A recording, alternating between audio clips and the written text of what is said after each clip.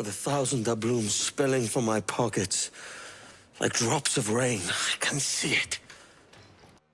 If you're looking to make money quickly in Assassin's Creed Black Flag Resynced, well, first of all, good job. You're really living up to the pirate code with that wanton greed. Keep it up. As you might expect, chasing gold coins is a big part of this tale of piracy, and there's a few different ways to go about it. Here are our top tips for how to make money fast. Robbing the king to pay his porpoise is how we earn our keep here, lad. Okay, so maybe this goes without saying in a pirate game, but one of the best ways to get coin is by finding treasure chests hidden all over and opening them. By climbing to the top of synchronization spots and surveying the area, you'll be able to see where all the chests are buried in that area. They're usually only barely hidden somewhere or guarded by a few goons and offer a sizable amount of gold when opened. The chests hidden underwater seem to offer 1,000 gold coins with some consistency, so make sure to grab those when you see them. If you're looking for even more gold, you can also look for treasure maps hidden in bottles, which also show up occasionally on your map after you've synchronized with the area. These treasure chests won't show up on your map, but will give you latitude and longitude coordinates for where you can find them alongside an illustration of where the treasure is buried. The coordinates are pretty easy, as you'll see them next to your cursor whenever you've got your map opened up, so you know generally where to look. Finding the spot and digging will net you a chest with a pretty significant pot of gold.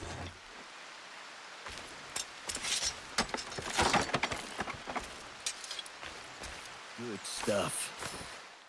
Not far into Black Flag Resynced's main story, you'll take over an island called Great Inagua, which will quickly become a place of refuge for you and your allies.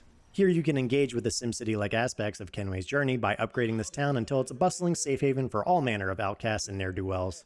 But doing so isn't without its financial benefits. In fact, this is one of the most reliable ways to make money. After purchasing the facade upgrade for your mansion, you unlock something called the Protection Money Box. This is where Kenway will receive his bribes for making sure the people of Great Inagua don't have themselves a little accident, capiche? This box will refill itself with gold every minute, the rate of which is determined by the current state of facilities on the island. Rebuilding the treasure dealer or the fisherman's wharf, for example, will increase the rate of gold you earn every minute. If you seek treasure, I can help. The Protection Money Box does have a max amount of gold it can hold at once, and so should be visited regularly to empty its coffers. However, you can also increase the amount of gold it can hold by buying additional upgrades for the mansion. Doing so also unlocks additional berths to add ships in your fleet. Speaking of which... More ships mean more money.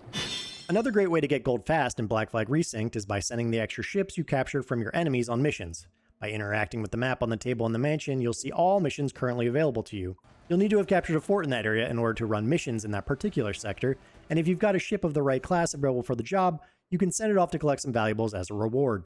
This is one of the best ways to turn a profit, so I recommend upgrading your mansion as much as possible to unlock as many berths as you're able.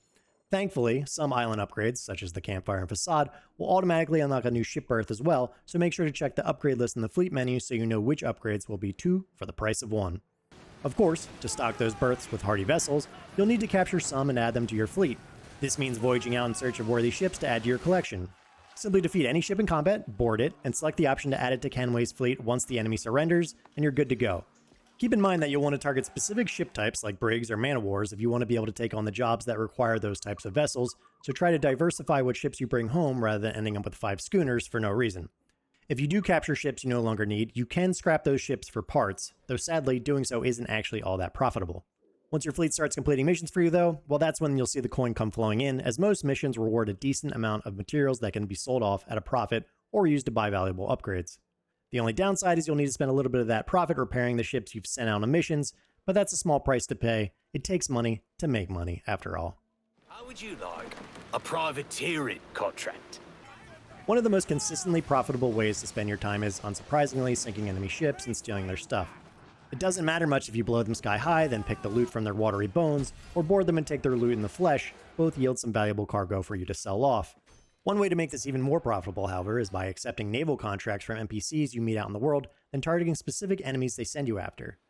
Doing so not only will yield the usual loot, but will give you additional coin for completing the mission you were sent on, which is a very efficient use of your time. To unlock naval contracts, you'll need to talk to the German guy in the powdered wig named Milo who shows up around Great Inagua, and do a short mission for him. Afterwards, you'll find his colleagues all over offering their own contracts for you to complete, many of which have optional objectives that offer additional coin for completing. One of the other profitable activities are warehouse heists. On certain islands you visit, like Havana, you'll find guarded areas with a warehouse, usually right in the center of the region and surrounded by guards and alarm bells.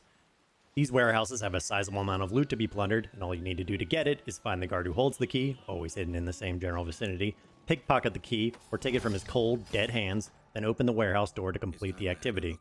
This isn't infinitely repeatable, or at the very least many of the warehouses are on timers, but it's an activity you should consider taking on when you're in areas where you see the warehouse icon if you're hoping to make your fortune fast. Finally, a bit later on in the story, you'll gain access to an item that lets you travel deep underwater called the diving bell.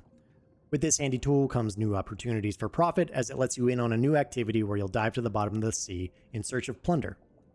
These activities are a nice change of pace from the swashbuckling and cannon firing, but also are pretty profitable affairs, offering up loads of loot to those willing to brave the sharks lurking down below. You won't have access to this for a bit, but once you do, this is a reliable way to collect some additional booty. And that is that. What are your favorite ways to earn gold doubloons in Black Flag Resynced? Let us know in the comments, and for everything else, stick with IGN. Oh god.